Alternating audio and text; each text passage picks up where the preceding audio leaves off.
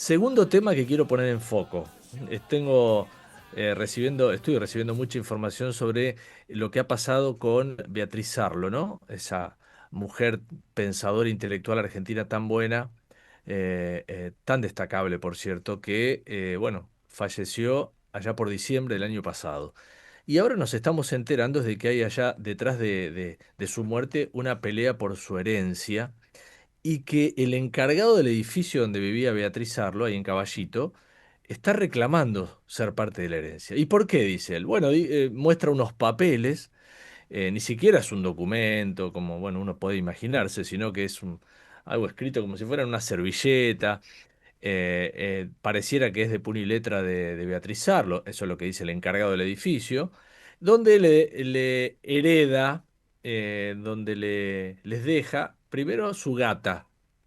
Y después les deja el departamento también. Son dos papeles que hay allí, que tiene la justicia que tiene que determinar si esto es así o no, si es verdad o no.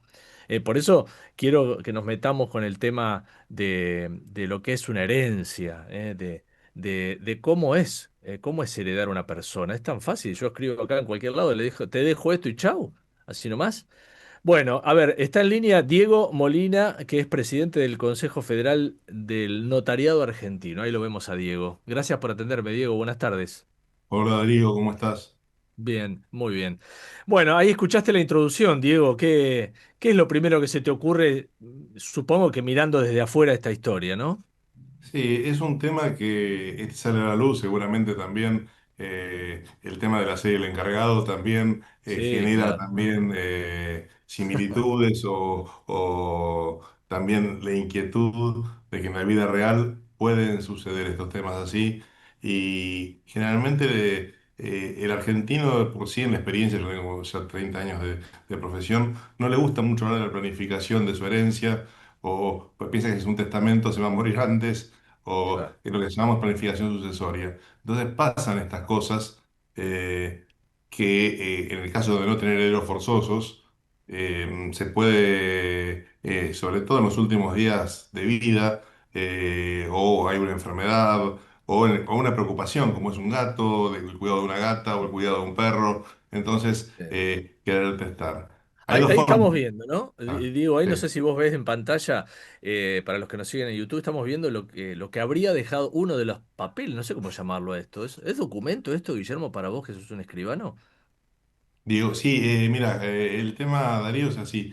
Esto es, ahí hay una expresión de voluntad, teóricamente, de esta persona, en este Sí. caso particular, pero al ser hológrafo de puño y letra, ya lo tiene que aprobar un juez, es decir, no es simplemente Hológrafo. que, claro, es Hológrafo. hológrafo. Hay dos Ah, formas de testar, por acto sí, público ante escribano, que claro. están todas las formas previstas, inclusive la capacidad de la parte, la voluntad. Generalmente lleva varias reuniones y entrevistas con el testador para que no esté presionado, para que exprese su voluntad y con por ahí, lenguaje más técnico y legal, y que se Sí. registra, y eso es seguro.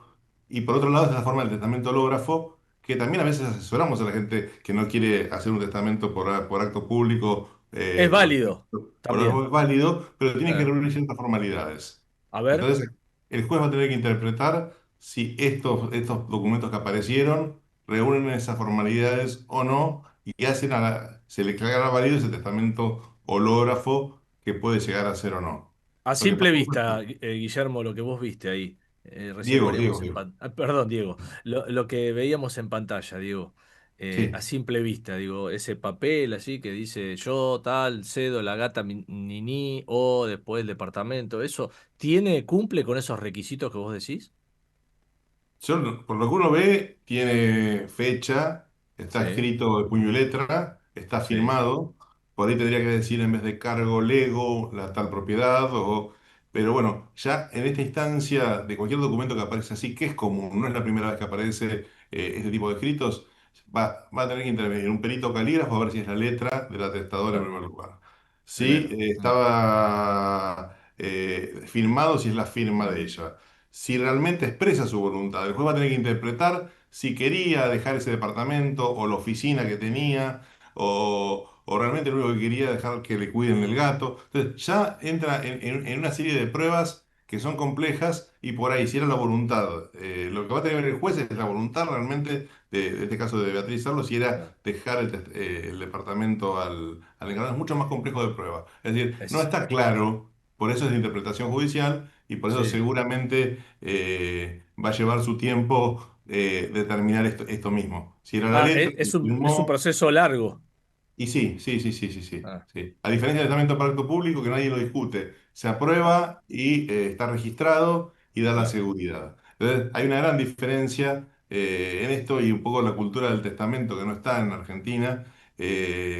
Cada vez hay más que la gente quiere prever si me pasa algo, si me enfermo, cómo quiero que sea mi sepelio. claro, Es decir, sobre todo en la gente que está sola y aparecen siempre, lamentablemente muchas veces cuando hay una vulnerabilidad, aparece gente cercana también que se puede llegar a aprovechar o no de una situación. Entonces, sí, me parece que en ese momento hay que asesorarse y si hay una voluntad de expresarla bien. Es decir, porque el testamento no es algo costoso en sí, no es algo caro claro. económicamente. Entonces, esta opción existe, pero tiene que estar con todas las formalidades y en este caso, por eso ha despertado esta intranquilidad, si es el encargado realmente el heredero, si no, si se le dejó el departamento o no. Es Claro, confuso. sí, la verdad que sí, y vos dijiste muy bien, linkeaste con la serie El Encargado, ¿no? Porque ahí los que vimos la serie, que muchísima gente la vio, el encargado del edificio, que tenía una relación con una propietaria que después muere, se queda o logra que la propietaria le deje el departamento. Eso pasaba en la serie, ¿no? Ahora, yendo otra vez al caso Sarlo, esta mujer estaba casada, Diego.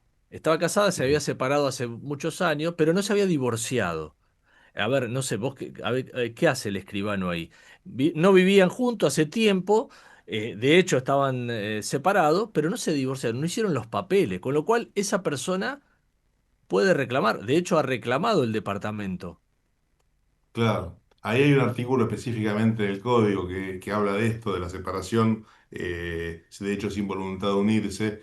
Si se prueba que había una separación de hecho sin voluntad de unirse, en ese caso habría una pérdida de la vocación hereditaria. O sea, entonces eso Ah, también lo va a tener que claro, analizar el juez, si realmente había claro, una separación o no, o si había un acuerdo entre ellos que si le pasaba algo heredaba realmente, porque a veces alguien no se separa no hace un divorcio vincular precisamente para dejarlo después de vida.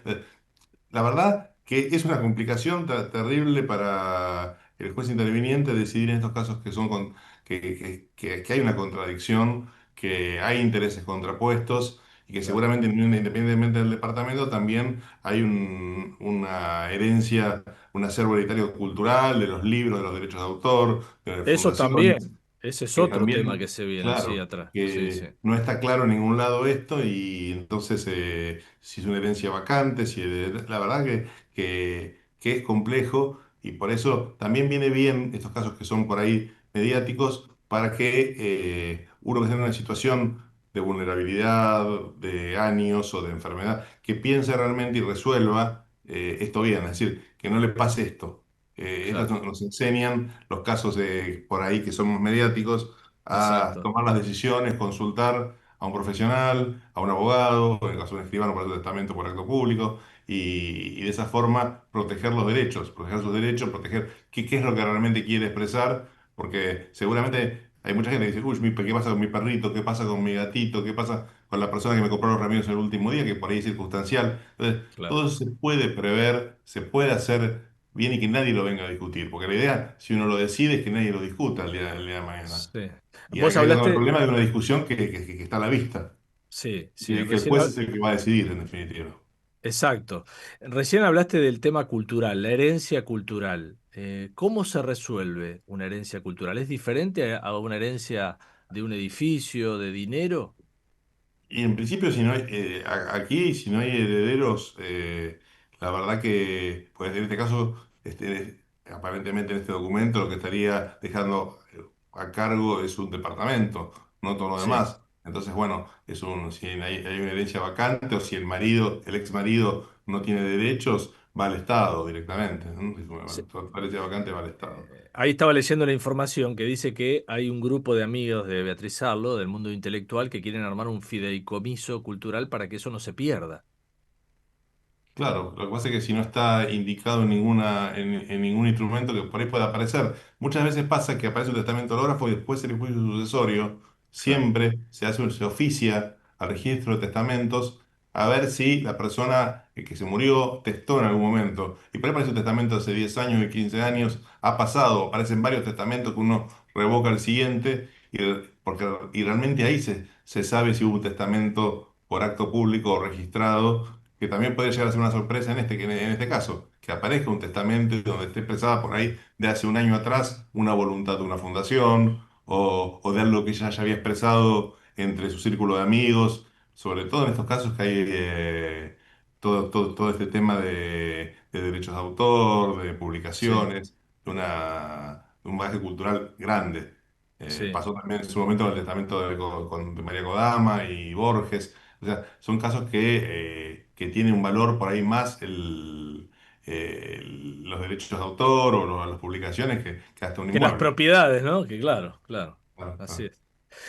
es. ¿Cómo es en el mundo, Diego? Dijiste que acá los argentinos no están muy acostumbrados a dejar por escrito la herencia, ¿no? Sí, generalmente lo que está sucediendo en Argentina, la gente más dona con reserva de usufructo. En vida le paso a mis hijos o a mis nietos una propiedad o mi herencia, generalmente para quedarse tranquilo y se reserva el usufructo, el uso del goce de los bienes. Eso es la cultura más argentina. Ahora se ha empezado a testar más porque hay una parte mayor que se puede disponer y también uno puede revocar ese testamento. Entonces tiene posibilidad de si de arrepentirse lo puede modificar. En el resto del mundo hay más testamentos, es cierto, pero también me parece que tiene que ver con más temas culturales. En 92 países tenemos el mismo sistema notarial y el mismo tipo de testamentos, así Claro, que nos agrupamos en los germánicos bueno, es importante destacar que con un testamento por acto público hecho ante un escribano, uno se queda tranquilo que eso se va a cumplir. La voluntad se va a cumplir, se va a distribuir. En este caso, si hubiese dejado aparecer un testamento por acto público, que claro, los derechos de autor iban a una fundación o a través de un fideicomiso testamentario se nombraba una persona para que se ocupe de esto, de armarlo, lo podría haber dejado todo previsto. claro. Entonces, es importante el testamento, inclusive el Consejo Federal, que yo presido, tenemos un convenio con UNICEF, hablamos de tratamiento solidario, para el mes desde el mes de septiembre se realiza un trabajo en conjunto con UNICEF, que esto también sucede en otras partes del mundo, con diferentes ONGs, en este caso donde la gente que a veces no tiene dónde a quién dejarle sus bienes, y colabora con UNICEF, define hacer un testamento solidario totalmente gratuito con los colegios de Bien. escribanos que en ese caso nosotros Sí. solidariamente nos ofrecemos a hacerlo para ayudar a la gente y para que su voluntad que quede plasmada en beneficio de UNICEF. En este caso, ¿Cómo se puede establece, perdón, Diego, cómo se establece el costo de un testamento? ¿Es de acuerdo a lo que uno deja, un porcentaje? ¿Cómo es?